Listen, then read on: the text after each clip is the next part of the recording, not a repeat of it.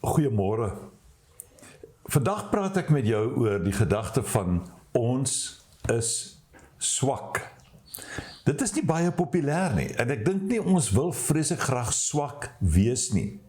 Maar dit is baie belangrik dat ons wel bereid sal wees om ook swak te wees. 2 Korintiërs 13 vers 3 tot 4 lees ek die volgende. Julle soek mos 'n bewys dat Christus deur my praat.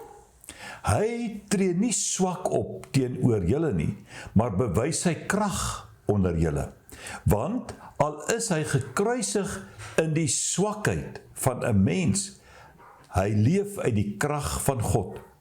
En dan sê Paulus, en in hom is ons ook swak, maar saam met hom sal ons uit die krag van God lewe.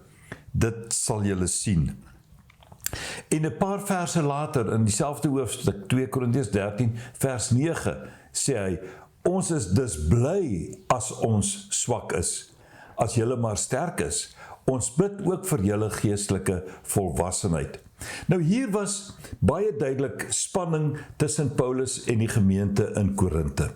Vir hulle was die manier hoe hy opgetree het miskien onaanvaarbaar. Hy het vir hulle swak voorgekom. Dit is asof hy nie aan hulle vereistes sou voldoen en hulle kritiseer hom eintlik daarvoor.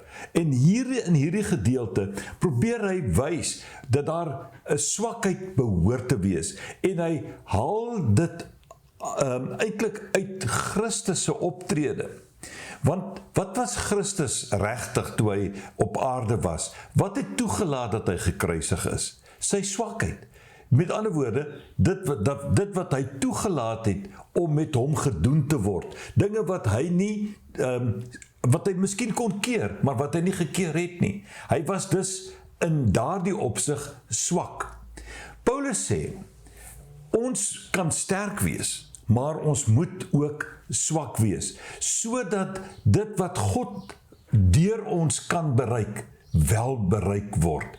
Want as ons aan mekaar sterker is as dit wat God wil hê ons moet doen, sal ons met ander woorde nie bereik wat God deur ons wil bereik nie. Ons is in daardie opsig te sterk.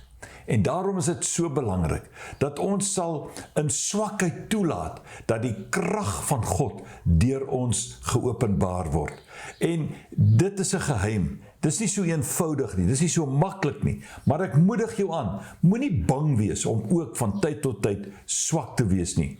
Daarmee sê ek nie, jy moet 'n swakkeling wees nie, maar jy moet toelaat, dat daar deur jou gedoen word wat God wil en nie noodwendig net wat jy wil nie. Mag die Here jou daarmee help. My vriend, die Here seën jou, wonderlike dag.